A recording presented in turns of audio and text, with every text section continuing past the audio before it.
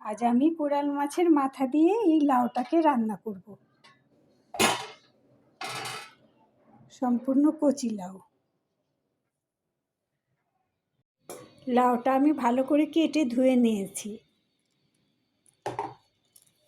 এখন প্যানটা গরম হয়ে আসলে দিয়ে দিচ্ছি পরিমাণ মতো সয়াবিন তেল।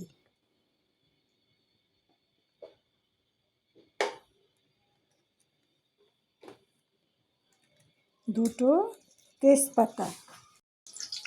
প্রথমে দিব পেঁয়াজ কুচি।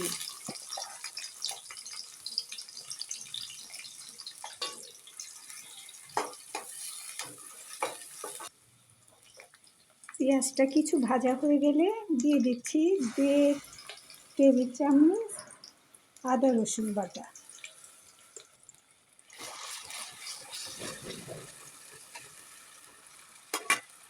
এক চা চামচ লবণ, স্বাদ অনুযায়ী দিতে হবে।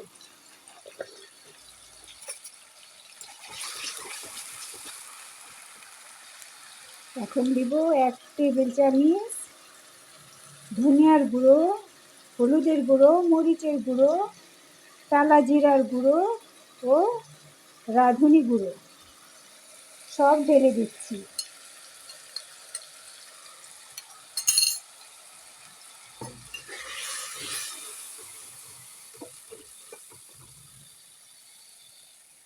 আমি আজ কোরাল মাছের মাথা ও কিছু মাছ দিয়ে লাউটাকে রান্না করব।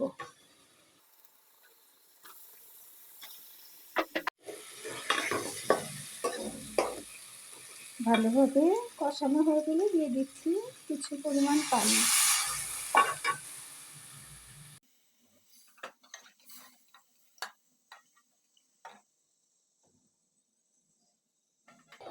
এখন দিয়ে দেব কেটে রাখা লাউ।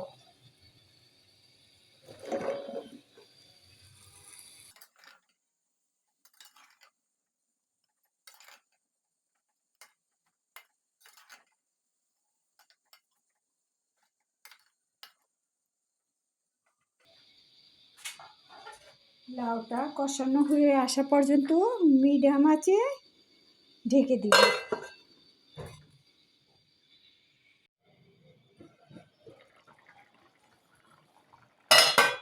এখন লাউয়ের পানিটা কমে আসলে দিয়ে দিচ্ছি কিছু কাঁচা টমেটো।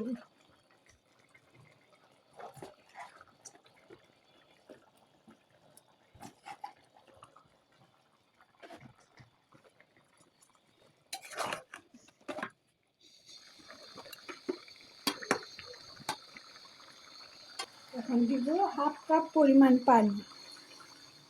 সামান্য পানি দিয়ে ঢেকে দিচ্ছি মিডিয়াম আঁচে সিদ্ধ হওয়া পর্যন্ত।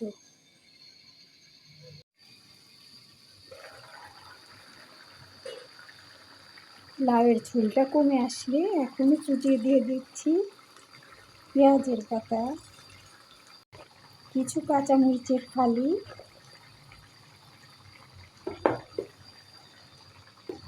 ও কিছু ধনিয়ার পাতা কুচি।